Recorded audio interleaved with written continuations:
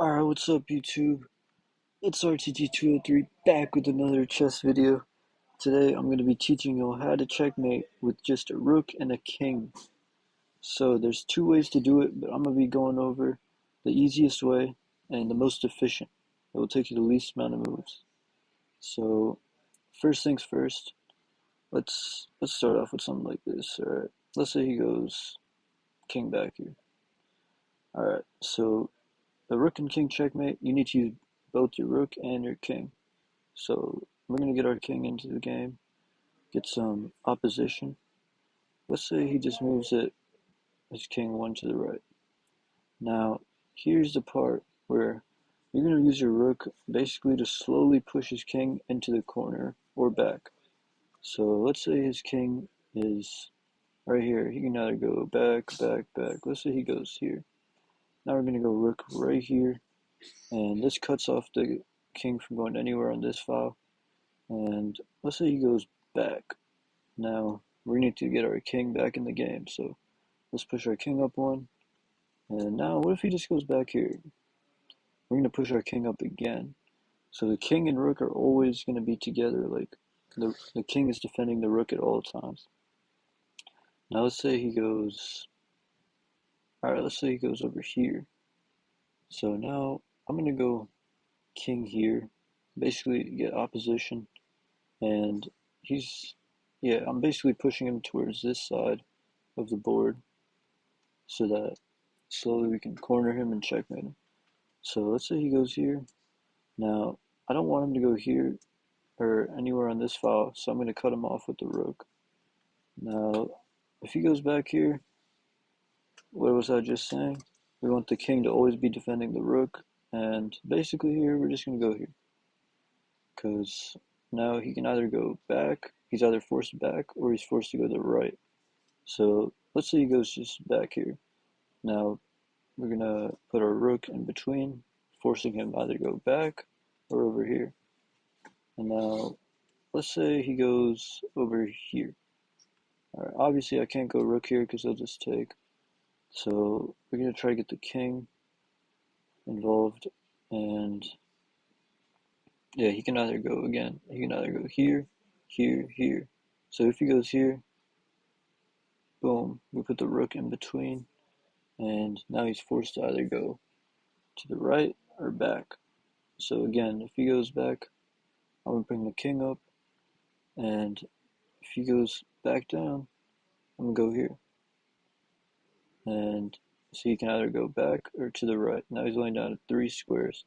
So let's say he does go back here. Now I'm going to go rook here, basically forcing his king to stay on this back rank. And he only has one move now, so if you go king's there. And let's say now I want to get my king, I want to checkmate him with my king blocking off him from going up, and my rook basically checkmating him up here. So I'm going to go king here, and again he only has one move at this point. So boom, and now it's an easy mate in 2 if I just go king here, and he has to go back in the corner, checkmate. Alright, so next I'm going to restart position. I'm going to show you a different way to do it. So let's say it's set up like this. So this way is a little bit longer. It's a little easier, to be honest. Like you don't gotta think as much about the moves. But let's see. So basically the whole point of this way is to cut off his king from going up, like going forward with the rook, and then getting opposition with the king. So let's say he can either go back. If he goes back, we're just gonna put our rook up again. If he goes anywhere back here, we're just gonna put our rook up, blocking him from going forward.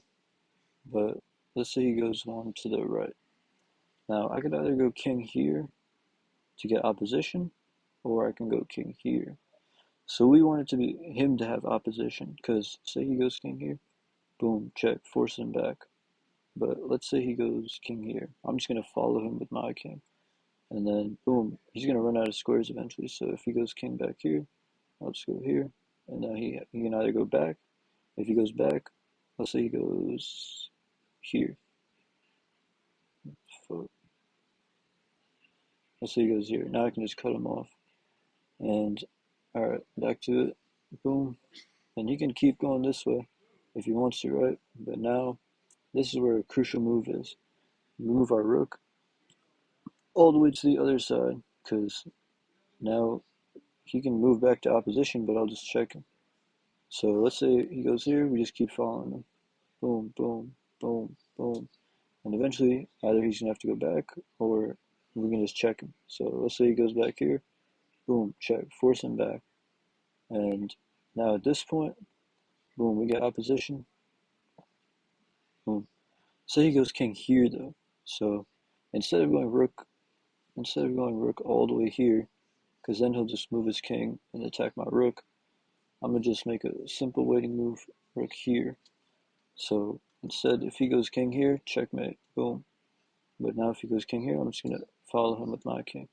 So yeah, it's a pretty simple, this checkmate. So it's a pretty simple endgame, whichever way you want to do it, honestly, both ways are effective.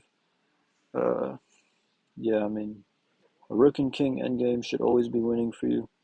And yeah, you want to slowly keep pushing his king back or to the corner, basically, and then get this type of position where you can easily checkmate them. Thank you guys so much for watching. Let me know in the comments what other type of tutorials you want, whether it's opening, middle game, end game, tactics, whatever you guys want. I'll be happy to show you guys through that. Thank you so much.